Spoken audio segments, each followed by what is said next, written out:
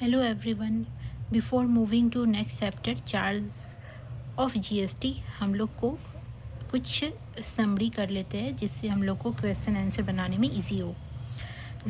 सबसे पहले हम लोग देख लीजिए कि अगर स्टेट के विद इन ट्रांजेक्शन होता है तो अपना सीजीएसटी और एसजीएसटी लगता है, और इंटर स्टेट्स अगर कोई सप्लाई होता है तो वहाँ पे आईजीएसटी लगता है। Intra state, with in the state, और इंटर स्टेट मतलब आउट वन कंट्री से दूसरे कंट्री से जो सप्लाई होता है उसमें आईजीएसटी लगता है, and with in the state जो होता है वो सीजीएसटी और एसजीएसटी लगता है। यूनियन टेरिटरी में क्या होता है, यहाँ पे आपका यूनियन टेरिटरी विथ लेजिस्लेचर और यूनियन टेरिटरी विदाउट लेजिस्लेचर। अगर कोई लेजिस्लेटिव है और वहाँ पे यूनियन टेरिटरी है तो वहाँ पे सीजीएसटी और एसजीएसटी लगेगा, लेकिन अगर कोई भी कानून वो लेजिस्लेचर नहीं है तो वहाँ पे यूटीजीएसटी लगता है और सीजीएसटी लगता है, वहाँ पे एसजीएसटी नहीं लगता है। स्टेट में एसजीएसटी लगता है, यूनियन टेरिटरी में यूटीजीएसटी और सीजीएसटी लगता है।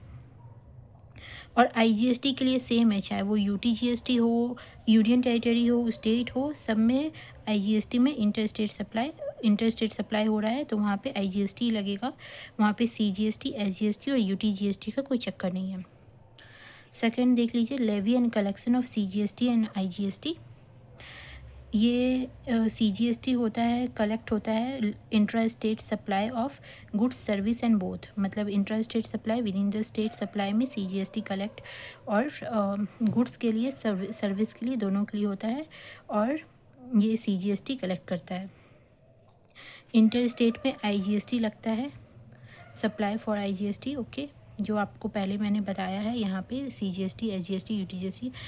फिर collected and paid by taxable person, क्या क्या जीएसटी के प्रीव्यू से आउटसाइड होता है। Alcohol, liquor for human consumption, कोई भी वाइन और ये सब अल्कोहल, वो सारा उसमें जीएसटी नहीं लगता है, वो जीएसटी से अलग होता है।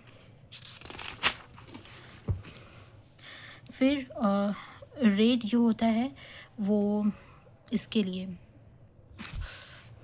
हाँ, इंट्रा स्टेट के लिए 20% मैक्सिमम रेट है, ये आपका हाँ 20% मैक्सिमम रेट है, और आईजीएसटी के लिए मैक्सिमम रेट 40% है। ये 40% क्यों है, ये 20% क्यों है, आपको कन्फ्यूज़न हो रहा होगा ना, लेकिन नहीं, यहाँ पे सीजीएसटी है ना, सीजीएसटी 20% लगता है, और साथ में अगर सीजीएसटी के साथ एसजीएसटी भी लगता है तो 20% 40% यहाँ पे भी हो गया।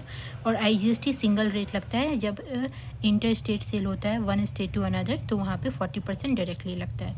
यहाँ पे बाइफर्केट हो जाता है 2020, इसलिए यहाँ पे सीजीएसटी का सिर्फ और सिर्फ 20% है। और सप्लाई जहाँ पे जो टैक्स लगता है वो नोटिफाइड डेट से लगेगा, मतलब अभी कोई जीएसटी ये सब चीज़ में नहीं है, बट डेट गवर्नमेंट निकालेगा उस डेट से जीएसटी इसमें लगेगा, मतलब ये outside the scope of GST नहीं है। जैसे अल्कोहल था ह्यूमन कंजम्पशन के लिए, ये सारा इसमें जीएसटी लगेगा, बट अभी फाइनलाइज नहीं हुआ है कि जीएसटी का रेट क्या होगा, अभी गवर्नमेंट इसके लिए फाइनलाइज नहीं किया है। क्या क्या चीज़ है जिसमें जीएसटी रेट अभी गवर्नमेंट फाइनलाइज नहीं किया है, petroleum crude, high speed diesel, motor spirit, natural gas and aviation turbine fuel. ये 6 चीज़ है, 5 चीज़ है जिसमें अभी गवर्नमेंट टैक्स डिफाइन नहीं किया है कि जीएसटी रेट कितना लगेगा। ऐसे याद कर लीजिए, पेट्रोल, डीजल, नेचुरल गैस और मोटर स्पिरिट, वही हो गया, पेट्रोल की ही तरह होता है, पेट्रोल डीजल मान लीजिए और नेचुरल गैस मान लीजिए। फिर अगर tax payable under reverse charge होता है तो सप्लाई ऑफ गुड्स और सर्विस और both notified by the government, ये सब ऐसे ही है। और यहाँ पे कंपोजिशन लेवी और एडवांटेज, अगर कोई कंपोजिशन यूज़ करता है, लाइक कंपोजिशन रेट यूज़ करता है, नहीं होता है कोई भी रेगुलर टैक्स पेयर होता है और कंपोजिशन जो चूज़ करता है वो कंपोजिशन टैक्स पेयर होता है, तो इसका यही एडवांटेज है कि यहाँ पे लोअर टैक्स रेट रहता है और ये हैसल फ्री रहता है। जो स्मॉल बिजनेसमैन होते हैं वो, उनको कोई भी अकाउंट नहीं बनाना पड़ता है, सेल परचेज़ ये सब चीज़ का, वहाँ पे डायरेक्टली है कि कंपोजिशन स्कीम में ये टैक्स डिफाइन होता है, उतना टैक्स टर्नओवर पे लग जाता है।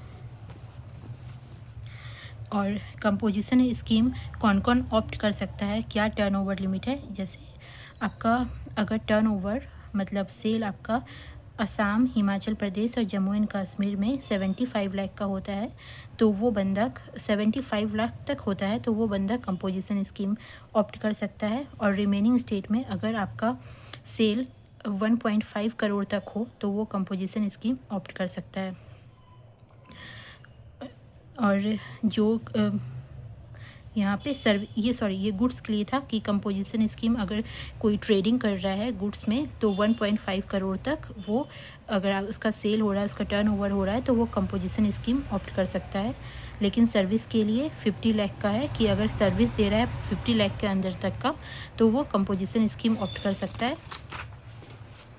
आपको तो पता ही है कंपोजिशन स्कीम में फ़िक्स्ड रेट लगता है। अगर गुड्स कर रहा है कंपोजिशन स्कीम और मैन्युफैक्चरर है तो उसको डायरेक्टली 1% का रेट लगेगा, मतलब 0.5% CGST में और 0.5% SGST में। अगर कोई रेस्टोरेंट सर्विस है तो 5% का रेट लगता है। और ये सारा मैं जो भी बता रही हूँ वो कंपोजिशन स्कीम के लिए बता रही हूँ, क्योंकि कंपोजिशन स्कीम में फ़िक्स्ड रेट लगता है ऑन द टर्नओवर। तो रेस्टोरेंट सर्विस अगर है तो 5% का रेट लगेगा अगर वो कंपोजिशन स्कीम ऑप्ट किया है, और अदर्स में 1% का, मतलब नॉर्मली जो कंपोजिशन स्कीम ऑप्ट करता है उसको नॉर्मली 1% ऑन द टर्नओवर का रेट लगता है, और सर्विसेज में 6% का रेट लगता है। अगर एक्सेप्ट रेस्टोरेंट सर्विस यहाँ पे 5% कवर हो गया है, तो एक्सेप्ट रेस्टोरेंट यहाँ पे 6% का जो भी कंपोजिशन स्कीम ऑप्ट करता है वहाँ पे 6% का रेट लगता है। लेकिन कंपोजिशन स्कीम में क्या है कि आपको इनपुट टैक्स क्रेडिट नहीं मिल सकता है अगर आप कोई इंटर स्टेट सेल कर रहे हैं, लाइक वन स्टेट से अनदर, तो आप कंपोजिशन स्कीम नहीं ले सकते हैं। आपको सिर्फ CGST और SGST का ही मिलेगा। IGST का इसमें कोई वैसा नहीं है। IGST मतलब इंटर स्टेट सेल में आप इंटर स्टेट सेल नहीं कर सकते ये सब। Thank you. अब मैं आपको आगे क्लास में क्वेश्चन एंड आंसर इसका बताऊंगी और क्लियर हो जाएगा।